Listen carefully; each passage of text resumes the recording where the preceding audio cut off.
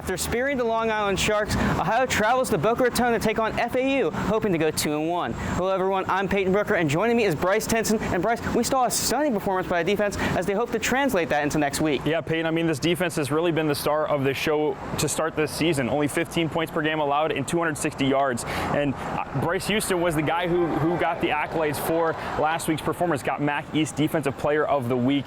And there's a good reason why. 11 tackles, 2 tackles for losses, a sack, and an INT. Now, they're going to need him to step up again against the RPO-heavy offense in FAU. They're also going to need the DBs to step up, too, and maybe get a little bit more healthy.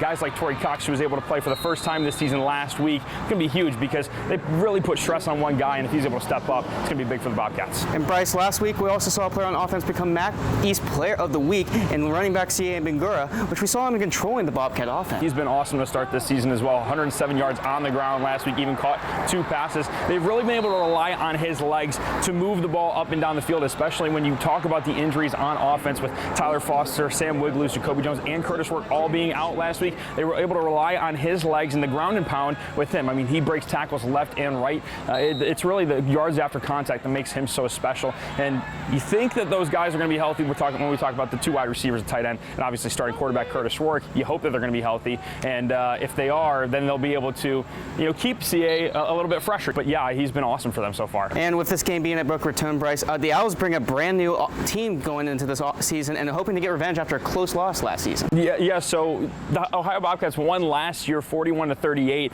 This is not the same team that the Bobcats saw last year. They were starting N'Kosi Perry at quarterback. Willie Taggart was the head coach. This year, they got Casey Thompson, former Texas quarterback and Nebraska quarterback, and then head coach Tom Herman, who is his head coach at Texas, is there this year. They also got a running back named Larry McCammon, who went for 125 on the ground. Casey Thompson threw 5 touchdown passes. Man, it's a tough offense to stop. You're going to need to keep your eyes in the backfield. It should be a good one, Bryce, as we get to see this game one more time. Be sure to tune in for in-game updates and post-game content here on Bobcat Showcase and on WOUB.org. For Bryce Tinson, I'm Payton Brooker.